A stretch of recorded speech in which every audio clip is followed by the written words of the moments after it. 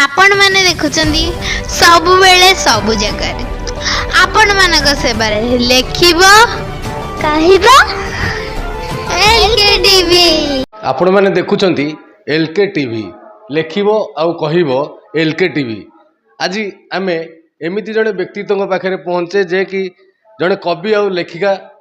दिव्य दर्शन प्रतिष्ठाता संपादिका अच्छा आम आस सहित सीधा सड़क कथा हवा। आज्ञा परिचय टिके दियो। नमस्कार, मु प्रभासिनी मिश्र, संपादिका दिव्य दर्शन, शिक्षाविद, आमर लेखिका, तापर संगठिका, सेविका मध्य। तो मानव सेवा करने को मुझे बहुत भल पाए। आमर ये जो दिव्य दर्शन फंक्शन आज 6ठ वार्षिक उत्सव पालन करा जाउछि। एही मते ये सब अनुभव ईश्वर सब सतीर्थ माने बा कवि लेखक माने जो आम संकलन में स्थानित कर लेखा आज मत गोटे विराट अनुभव आसी। एत वर्ष सते विभिन्न जिलूर सबू कवि लेखक आसी आध्यात्मिक धर्म आध्यात्मिक चेतना तांक मन में निश्चिंत जागृत अच्छी जहाँकि एत वर्ष सते सबु वर्ष परी आज यही हल भरपूर सुंदर कार्यक्रम मते यही आमर ये आध्यात्मिक चेतनावादी को देखी मोर सतरे आनंद श्रु बही जाउछि। आमर यही आम संस्थान मुख्य उद्देश्य निश्चिंत पूरण हम। मुख्य उद्देश्य है जे आमर यही मानव श्रेष्ठ जीव जे तार से कर्म करि चलु आउ जे जो उद्देश्य तार जो मुख्य उद्देश्य जे समाज को श्रृंखलित करवा जो हिंसा देश ठारू दूरे रहिबा अन्याय पथरे जीवा एवं आमको जो स्रष्टा सृष्टि करिसेंती तांकर गुण कीर्तन करवा तांको कृतज्ञता जणाइबा आ जेंथि पई आम एठी आपन मु पचारिबा को चाहिबी जे आमे 6 वर्ष तळकु जीवा दिव्य दर्शन जेतेले आपन प्रथम की दिव्य दर्शन पत्रिकाटी करले तो आपन तार संपादिका अछंती तो दिव्य दर्शन नाम देबा पई काउन पई आपन संकल्प नेले। दिव्य दर्शन ते दिव्यता भाव से दिव्य दर्शन से ईश्वर मन रे आनिछंती जे मु बहुत टिके आध्यात्मिक धर्मी संसार जो आस्ते आस्ते एमती कलुषित होबाक जाउछि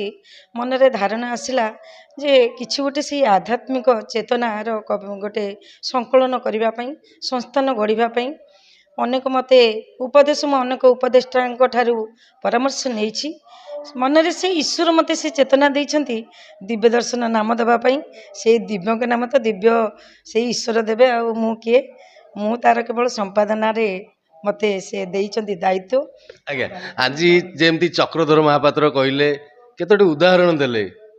दासिया बाउरी ठू आरंभ करी भक्त सालवेग पर्यंत समस्त उदाहरण देवा सत्ते जो दिव्य दर्शन आज आपणकर कार्यक्रम करने पूर्व आपण भी आज अंगे निभेइछंती जे वर्षा प्रबल होउतला वर्षा प्रबल होगा सत्ते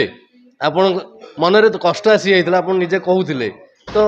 से कथा टिके आपण कहिबे कि जो वर्षा छाड़ला किभली आपण कार्यक्रम आज कराला से अनुभवर कथा ये जो दिव्य दर्शन संकलन सबू कवि लेखकर अनुभवर कथा स्थानित पाई